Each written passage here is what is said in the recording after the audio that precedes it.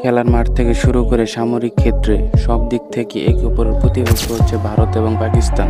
আজ পর্যন্ত ভারত পাকিস্তানের মধ্যে অনেক যুদ্ধ সংঘটিত হয়েছে। ছোটখাটো যুদ্ধ বাদ দিলেও ভারত পাকিস্তানের মধ্যে অনেক বড় বড় যুদ্ধ সংঘটিত হয়েছে।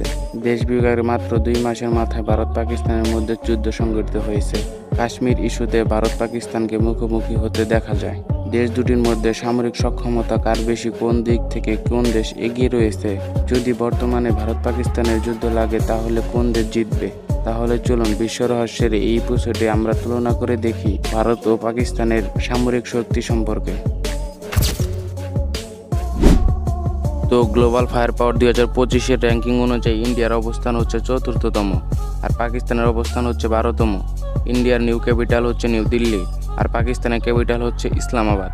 ইন্ডিয়ার প্রাইম মিনিস্টার হচ্ছে নরেন্দ্র মোদী আর পাকিস্তানের প্রাইম মিনিস্টার হচ্ছে শাহবাজ শরীফ।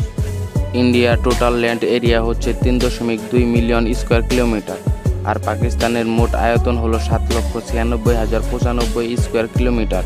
ইন্ডিয়ার মোট জনসংখ্যা হচ্ছে 140 কোটি আর পাকিস্তানের মোট জনসংখ্যা হচ্ছে 25 কোটি প্লাস।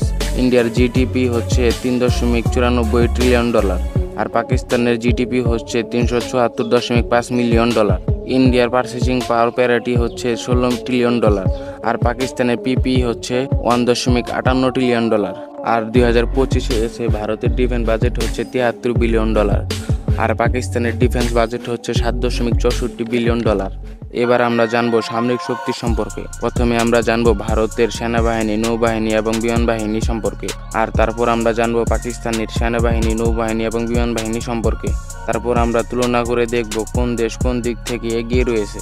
তো যেমনটা আপনারা দেখলেন 2025 সালে ভারত পৃথিবীর 4র্থতম সব থেকে শক্তিশালী দেশ। ভারতের সামরিক বাহিনীতে মোট 13,25,000 নিয়মিত সেনা রয়েছে আর সংরক্ষিত সেনা রয়েছে 11,55,000 এবং আধা সামরিক সেনা রয়েছে 12,93,000। স্থল বাহিনীর হাতে রয়েছে 4,426টি ট্যাঙ্ক, সামরিক যান রয়েছে 5,681টি, রকেট আর্টিলারি রয়েছে 134টি।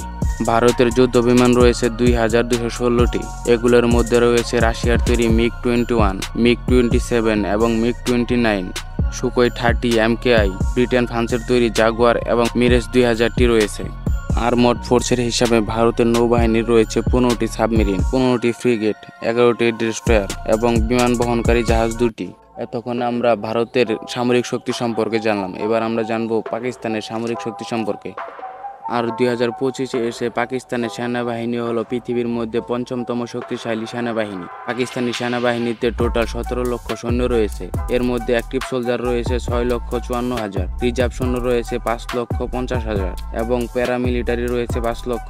পাকিস্তানের স্থলবাহিনীর রয়েছে 2,735টি যুদ্ধ ট্যাঙ্ক, সামরিক যান রয়েছে 3,066টি, রকেট আর্টিলারি রয়েছে 134টি। পাকিস্তানের যুদ্ধ বিমান রয়েছে 1,143টি। এগুলোর মধ্যে রয়েছে চীনের তৈরি F-7PG এবং যুক্তরাষ্ট্রের তৈরি F-160 ফ্যালকন।